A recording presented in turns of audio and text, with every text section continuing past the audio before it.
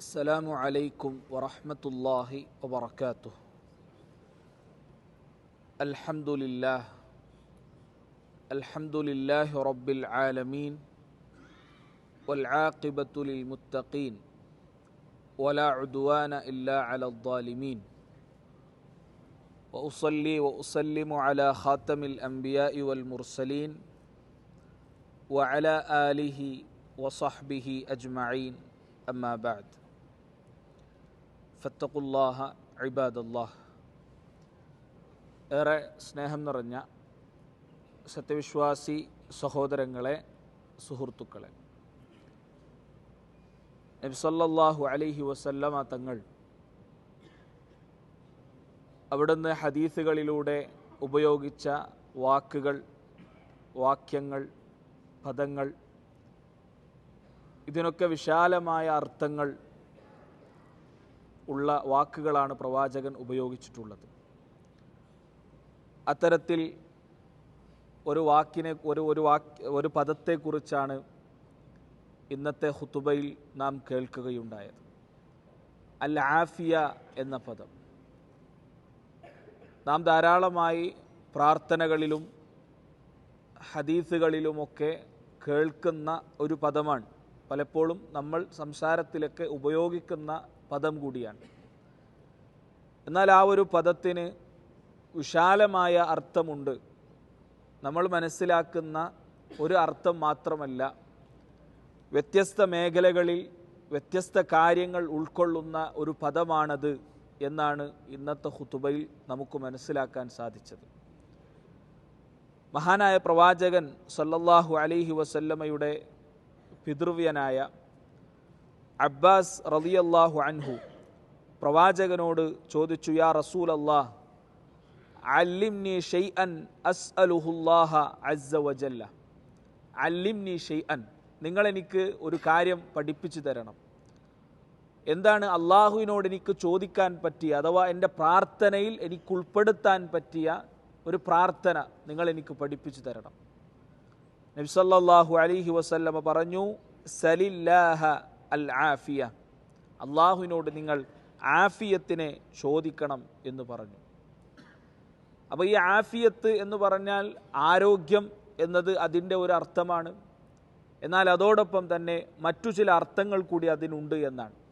അപ്പോൾ അള്ളാഹുവിൻ്റെ റസൂൽ വളരെ ഗൗരവത്തോടു കൂടി പഠിപ്പിച്ചു എന്നുള്ളതിനുള്ള ഉദാഹരണം, പ്രവാചകൻ ഇത് പറഞ്ഞ് 2-3 ദിവസം കഴിഞ്ഞ് അദ്ദേഹം വീണ്ടും വന്ന് പ്രവാചകനോട് ചോദിച്ചു ഇതേ ചോദ്യം, അള്ളാഹുവിൻ്റെ റസൂലെ, എനിക്ക് അള്ളാഹുവിനോട് ചോദിക്കാൻ പറ്റിയ ഒരു പ്രാർത്ഥന നിങ്ങൾ എനിക്ക് പഠിപ്പിച്ചു തരണം. അപ്പോഴും പ്രവാചകൻ സമാനമായ ഈ പ്രാർത്ഥന തന്നെ പഠിപ്പിച്ചു കൊടുത്തു. എന്നാൽ അതിൻ്റെ കൂടെ ഒരു കാര്യം കൂടി പ്രവാചകൻ ചേർത്തു കൊടുത്തു, സലില്ലാഹൽ ആഫിയ ഫിദ്ദുനിയ വൽ ആഖിറ, ദുനിയാവിലും ആഖിറത്തിലും നിങ്ങൾ അള്ളാഹുവിനോട് ആഫിയത്തിനെ ചോദിക്കണം എന്ന് പ്രവാചകൻ സല്ലല്ലാഹു അലൈഹി വസല്ലമ അവിടുന്ന് പറഞ്ഞു എന്നാണ്. ഇമാം നവവി റഹ്മത്തുള്ളാഹി അലൈഹി അദ്ദേഹം പറയുകയാണ്, ആഫിയത്ത് എന്ന പദം ഹദീസിൽ ഉടനീളം ഒരുപാട് സ്ഥലങ്ങളിൽ നിങ്ങൾക്ക് കാണാൻ കഴിയും. എന്താണ് അതിൻ്റെ അർത്ഥം? അത് മിനൽ അൽഫാദിൽ ആമ്മ അൽ മുതനാവില ലിദഫ്ഇ ജമീഇൽ മക്റുഹാത്ത്, ഇതൊരു ആമ്മായ പൊതുവായ ഒരു പദപ്രയോഗമാണ്. എന്താണ് അതുകൊണ്ട് ഉദ്ദേശമാക്കുന്നത്? ലിദഫ്ഇ ജമീഇൽ മക്റുഹാത്ത്, എല്ലാ തരത്തിലുള്ള മോശമായ വെറുക്കുന്ന കാര്യങ്ങളിൽ നിന്നും അള്ളാഹുവിനോട് അഭയം ചോദിക്കുക എന്നുള്ളതാണ് ഈ ആഫിയത്ത് എന്ന പദം കൊണ്ട് ഉദ്ദേശിക്കുന്നത് എന്നാണ്. ഫിൽ ബദനി വൽ ബാത്തിനി ഫിദ്ദീനി വദ്ദുനിയ വൽ ആഖിറ, ശരീരത്തിലും അതേപോലെ തന്നെ പിന്നെ ആരോഗ്യപരമായും അതേപോലെ തന്നെ ദീനിൻ്റെ കാര്യത്തിലും ദുനിയാവിൻ്റെ കാര്യത്തിലും ആഖിറത്തിൻ്റെ കാര്യത്തിലും അങ്ങനെ തുടങ്ങി എല്ലാ കാര്യങ്ങളിലും മോശമായ കാര്യങ്ങളിൽ നിന്ന് അള്ളാഹുവിനോട് അഭയം ചോദിക്കുന്നതിനെയാണ് ആഫിയത്ത് എന്ന് പറയുക എന്ന് ഇമാം നവവി റഹ്മത്തുള്ളാഹി അലൈഹി പറയുന്നത് നമുക്ക് കാണാൻ കഴിയും. അപ്പോൾ അതിൽ ഒന്നാമതായി ഉദ്ദേശമാക്കുന്നത് ആരോഗ്യം തന്നെയാണ്. ആരോഗ്യം എന്നുള്ളത് വളരെ പ്രധാനപ്പെട്ട ഒന്നാണ് ഒരു വിശ്വാസിയെ സംബന്ധിച്ചിടത്തോളം. എത്രത്തോളം ആരോഗ്യം പ്രധാനമാണ് എന്നുള്ളതിന് ഇന്നത്തെ ഖുതുബയിൽ ഖതീബ് സൂചിപ്പിച്ചൊരു ഹദീസുണ്ട്. നബി സല്ലല്ലാഹു അലൈഹി വസല്ലമ പറഞ്ഞു, നബി സല്ലല്ലാഹു അലൈഹി വസല്ലം പറഞ്ഞു, ഒരു മുസ്ലിമായ മനുഷ്യൻ അവനെ സംബന്ധിച്ചിടത്തോളം അവന് യഖീന് നൽകപ്പെട്ടതിന് ശേഷം, ഇനി യഖീന് നൽകപ്പെട്ടതിന് ശേഷം അവന് നൽകപ്പെടുന്ന ഏറ്റവും വലിയ അനുഗ്രഹമാണ് ഈമാൻ എന്ന്, ആഫിയത്ത് എന്ന് നബി സല്ലല്ലാഹു അലൈഹി വസല്ലം പറഞ്ഞു എന്നാണ്. യഖീൻ എന്ന് പറഞ്ഞാൽ ഈമാനാണ്. അപ്പോൾ ഒരാൾക്ക് ഈമാൻ നൽകപ്പെട്ടിട്ടുണ്ടെങ്കിൽ അതിനുശേഷം അവന് ലഭിക്കപ്പെടുന്ന ഏറ്റവും വലിയ അനുഗ്രഹം അത് ആഫിയത്താണ് എന്നാണ് നബി സല്ലല്ലാഹു അലൈഹി വസല്ലം പറയുന്നത്. അതിൻ്റെ അർത്ഥം എന്താണ്?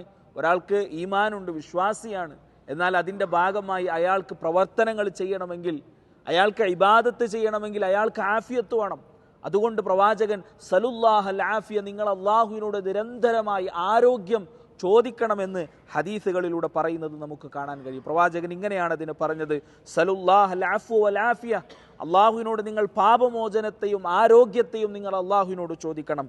ഫഇന്ന അഹദൻ ലം യുഅത ബഅദൽ യഖീനി ഖൈറൻ മിനൽ ആഫിയ, ഒരാൾക്ക് യഖീന് നൽകപ്പെട്ടതിന് ശേഷം, ഈമാന് നൽകപ്പെട്ടതിന് ശേഷം ആഫിയത്തിനേക്കാളും ഖൈറായ ഒരു അനുഗ്രഹത്തെ അള്ളാഹു നൽകിയിട്ടില്ല എന്നാണ്. അപ്പം അത്രയും പ്രധാനപ്പെട്ട ഒന്നാണ് ഒരു വിശ്വാസിയെ സംബന്ധിച്ചിടത്തോളം നല്ല ആരോഗ്യം ഉണ്ടായിരിക്കുക എന്നുള്ളത്. അതുകൊണ്ട് തന്നെ പ്രവാചകൻ സല്ലല്ലാഹു അലൈഹി വസല്ലമ നിരന്തരമായി അഭയം ചോദിച്ചിരുന്നൊരു പ്രാർത്ഥനയുണ്ട്. അല്ലാഹുമ്മ ഇന്നി അഊദു ബിക മിൻ സവാലി നിഅമതിക് വതഹവ്വുലി ആഫിയതിക്. പ്രാർത്ഥന നമുക്കൊക്കെ അറിയാം. അല്ലാഹുവേ ഇന്നി അഊദു ബിക, ഞാൻ നിന്നോട് അഭയം ചോദിക്കുന്നു, മിൻ സവാലി നിഅമതിക്, നീ എനിക്ക് നൽകിയ നിഅമത്തുകൾ അത് നീങ്ങിപ്പോകുന്നതിൽ നിന്നും, വതഹവ്വുലി ആഫിയതിക്, ഈ എനിക്ക് നൽകിയ ആഫിയത്ത്, അതിൻ്റെ ആ ആഫിയത്ത് എന്ന അവസ്ഥ മാറി മറിയുന്നതിൽ നിന്ന് അള്ളാഹുവെ ഞാൻ നിന്നോട് അഭയം ചോദിക്കുന്നു. പ്രവാചകൻ സല്ലല്ലാഹു അലൈഹി വസല്ലമ പ്രാർത്ഥനകളുടെ കൂട്ടത്തിൽ പഠിപ്പിച്ച ഒന്നാണ്. അതുകൊണ്ട് ആഫിയത്തിനെ അള്ളാഹുവിനോട് നിരന്തരമായി നമ്മൾ ചോദിക്കുക. അള്ളാഹുവെ, ഇത് റമദാനിനാണ് നമ്മളുള്ളത്, ആഫിയത്തോടുകൂടി റമദാനിൻ്റെ നോമ്പ് പൂർത്തിയാക്കാൻ, ആഫിയത്തോടുകൂടി തറാവീഹ് നമസ്കരിക്കാൻ, ആഫിയത്തോടുകൂടി ഖുർആൻ പാരായണം ചെയ്യാൻ, ഇങ്ങനെ നിരന്തരമായി അള്ളാഹുവിനോട് നമ്മൾ പ്രാർത്ഥിച്ചുകൊണ്ടേയിരിക്കണം എന്നുള്ളതാണ്. രണ്ടാമത് ആഫിയത്ത് കൊണ്ട് ഉദ്ദേശമാക്കുന്നത് സഹോദരങ്ങളെ, തിന്മകളിൽ നിന്നും അതേപോലെ തന്നെ പാപങ്ങളിൽ നിന്നും ഒരാൾക്ക് സംരക്ഷണം ലഭിക്കുക എന്നുള്ളത് അത് ആഫിയത്തിൻ്റെ ഭാഗമാണ്. ഒരാൾ തിന്മകളിൽ നിന്ന് സംരക്ഷിക്കപ്പെടുന്നു, അല്ലെങ്കിൽ തിന്മയുടെ ശിക്ഷയിൽ നിന്ന് അയാൾ സംരക്ഷിക്കപ്പെടുക എന്നുള്ളത് അത് ആഫിയത്തിൻ്റെ ഭാഗമാണ്. അവിടെയും ഹദീസുകളിൽ നമുക്ക് കാണാൻ കഴിയും. നബി സല്ലല്ലാഹു അലൈഹി വസല്ലമ പറഞ്ഞു, കുല്ലു ഉമ്മത്തി മുആഫ, എൻ്റെ ഉമ്മത്തിലെ എല്ലാവർക്കും അള്ളാഹു പാപമോചനം നൽകും, അല്ലെങ്കിൽ അള്ളാഹു പാപമോചനം നൽകും. ആർക്കൊഴികെ? ഇല്ലൽ മുജാഹിരീൻ, അവർ ചെയ്ത തിന്മയെ പുറത്തു കാണിക്കുന്ന, വിളിച്ചു പറയുന്ന ആളുകൾക്കല്ലാതെ. മുജാഹിരീൻ എന്നാണ് നബി സല്ലല്ലാഹു അലൈഹി വസല്ലം ഇവിടെ പറഞ്ഞത്. ആരാണ് മുഹാജിരീൻ?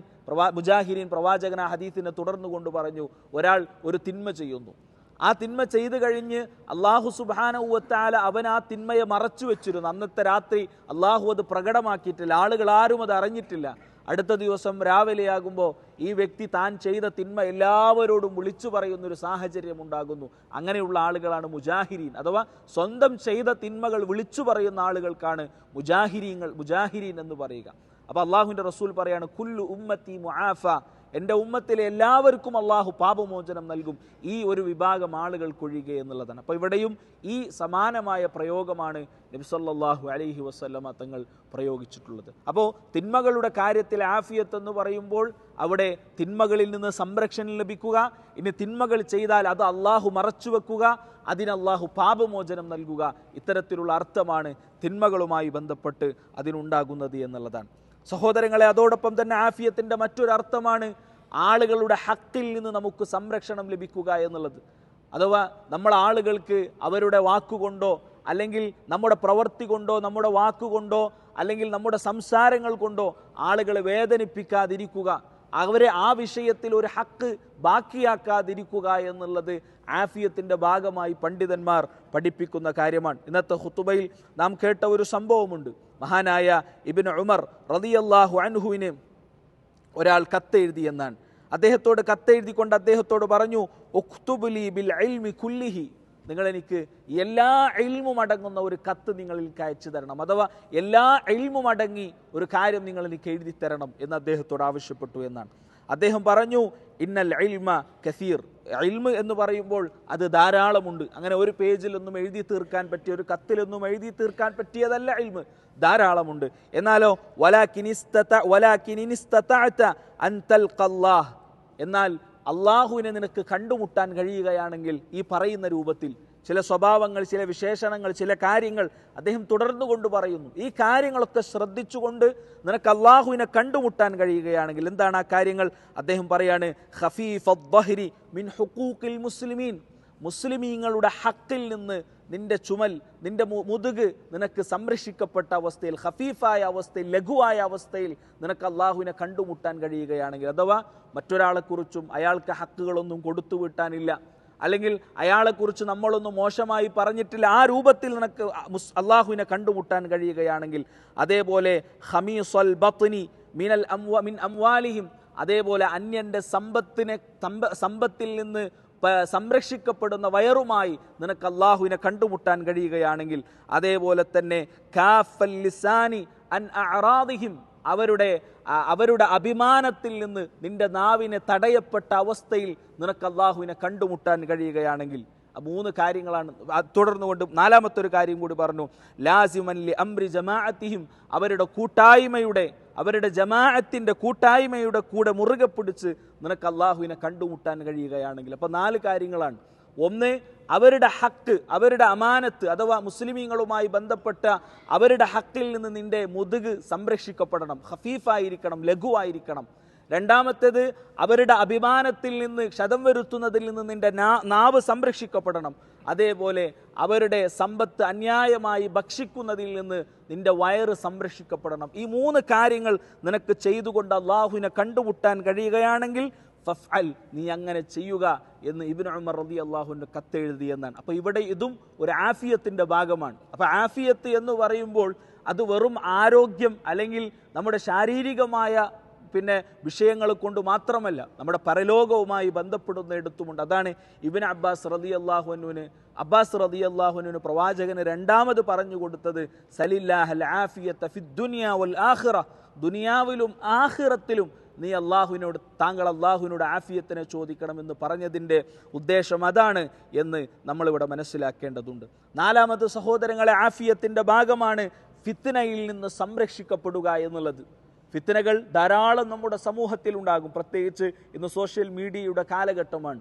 അപ്പോൾ ആ സന്ദർഭത്തിൽ നമ്മൾ ഫിത്നയിൽ നിന്ന് സംരക്ഷിക്കപ്പെടുക എന്നുള്ളത് ഒരു ആഫിയത്തിന്റെ ഭാഗമാണ് എന്നാണ് നബി സല്ലല്ലാഹു അലൈഹി വസല്ലമ പറയുകയുണ്ടായി, ഇന്ന സഈദ ലമൻ ജുന്നിബൽ ഫിതൻ, സഈദ് സൗഭാഗ്യവാൻ ആരാണ്? ഫിത്നയിൽ നിന്ന് സംരക്ഷിക്കപ്പെട്ടവനാണ്. ഇന്ന സഈദ ലമൻ ജുന്നിബൽ ഫിതൻ, പ്രവാചകൻ ആവർത്തിച്ചു പറഞ്ഞു. എന്നിട്ട് അവസാനം പറഞ്ഞു, വലമൻ ഉബ്തുലിയ ഫസബർ, അതേപോലെ തന്നെ പരീക്ഷിക്കപ്പെടുകയും ആ പരീക്ഷണത്തിൽ ക്ഷമിക്കുകയും ചെയ്യുന്ന ആളുകളാണ് യഥാർത്ഥത്തിൽ സഈദ്, സൗഭാഗ്യവാൻ എന്ന് പ്രവാചകൻ സല്ലല്ലാഹു അലൈഹി വസല്ലം പറഞ്ഞു എന്നാണ്. അപ്പോൾ പല ഫിത്നകളും നമുക്കിടയിൽ നടക്കും. ആ ഫിത്നകളിലൊക്കെ നമ്മൾ നമ്മുടെ നാവിനെ സംരക്ഷിക്കുക എന്നുള്ളതാണ്. ആവശ്യമില്ലാത്ത കാര്യങ്ങളിൽ ഇടപെടാതിരിക്കുക എന്നുള്ളതാണ്. നമുക്കറിവില്ലാത്ത കാര്യങ്ങളിൽ അഭിപ്രായങ്ങൾ പറയാതിരിക്കുക എന്നുള്ളതാണ്. നമുക്ക് സംസാരിക്കേണ്ടത്ത കാര്യങ്ങളിൽ, അറിവുമായി ബന്ധപ്പെട്ട ഇൽമിയായ വിഷയങ്ങളൊക്കെ മുതിർന്ന പണ്ഡിതന്മാരും അങ്ങനെയുള്ള ആളുകളുമൊക്കെ സംസാരിക്കേണ്ട വിഷയത്തിൽ നമ്മൾ അനാവശ്യമായി ഇടപെട്ട് നമ്മുടെ സമയവും അതേപോലെ തന്നെ നമ്മുടെ ആരോഗ്യവും നഷ്ടപ്പെടുത്താതിരിക്കുക എന്നുള്ളതാണ്. അപ്പോൾ ഫിത്നയിൽ നിന്ന് സംരക്ഷിക്കപ്പെടുക എന്നുള്ളത് ആഫിയത്തിൻ്റെ ഭാഗമായി കൊണ്ട് ഇവിടെ പറയപ്പെടുന്ന ഒരു കാര്യമാണ്. അതുകൊണ്ട് സഹോദരങ്ങളെ, ഈ കാര്യങ്ങളൊക്കെ ഉൾക്കൊണ്ടുകൊണ്ടാണ് നബി സല്ലല്ലാഹു അലൈഹി വസല്ലമ ഒരു പ്രാർത്ഥന നമുക്ക് പഠിപ്പിച്ചു തന്നത്. എല്ലാ ദിവസവും രാവിലെ നമ്മൾ ചൊല്ലേണ്ട പ്രാർത്ഥനകളുടെ കൂട്ടത്തിൽ ആ പ്രാർത്ഥനയുണ്ട്. മഹാനായ ഇബ്നു ഉമർ റളിയല്ലാഹു അൻഹു പറയുന്നത് കാണാം, ലം യകുൻ റസൂലുള്ളാഹി സ്വല്ലല്ലാഹു അലൈഹി വസല്ലമ യദഉ ഹൗലാഇ ദഅവാത്ത്, ഈ പറയാൻ പോകുന്ന പ്രാർത്ഥന പ്രവാചകൻ ഒരിക്കലും ഒഴിവാക്കാറുണ്ടായിരുന്നില്ല എന്നാണ്. പ്രവാചകൻ എല്ലാ ദിവസവും രാവിലെ ചൊല്ലാറുണ്ടായിരുന്നു എന്നാണ്.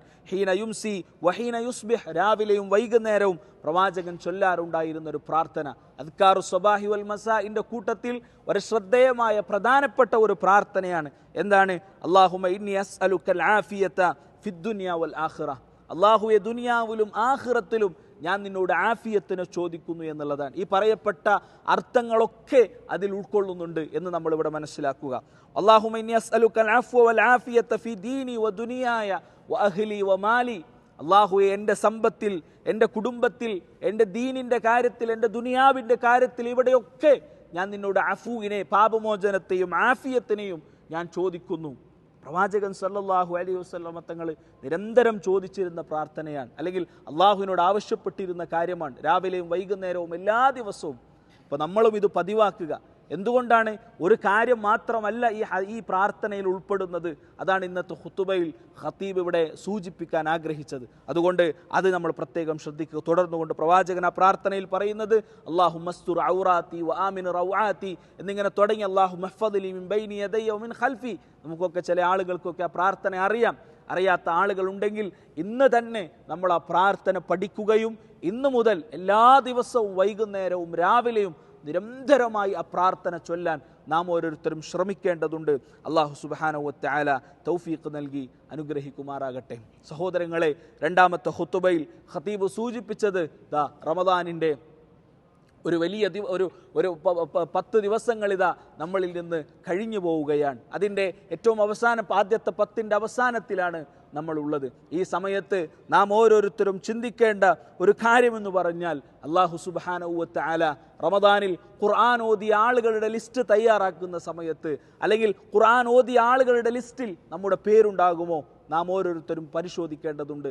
രാത്രി ഇഖ്ലാസോടുകൂടി നിന്ന് നമസ്കരിച്ച ആളുകളുടെ കൂട്ടത്തിൽ നമ്മുടെ പേരുണ്ടാകുമോ? അതേപോലെ തന്നെ റമദാനിൻ്റെ ദിവസങ്ങളിൽ അള്ളാഹുവിനോട് പാപമോചനം ചോദിച്ച ആളുകളുടെ കൂട്ടത്തിൽ നമ്മുടെ പേരുണ്ടാകുമോ? ഇങ്ങനെ റമദാനിലെ ഓരോ പ്രവർത്തനങ്ങളും എടുത്ത് നമ്മളൊന്ന് പരിശോധിക്കുക. അവിടെയൊക്കെ ഈ കഴിഞ്ഞ 10 ദിവസങ്ങൾ നമ്മളിൽ നിന്ന് കഴിഞ്ഞു പോകുമ്പോൾ സഹോദരങ്ങളെ, അവിടെയൊക്കെ ഏതൊക്കെ കൂട്ടത്തിലാണ് നമ്മുടെ പേരുണ്ടാവുക എന്ന് നാം പരിശോധിക്കേണ്ടതുണ്ട്. കഴിഞ്ഞ ദിവസങ്ങളിൽ നാം ഓതിയ ഖുർആനിൻ്റെ പേജുകൾ എത്രയാണ്?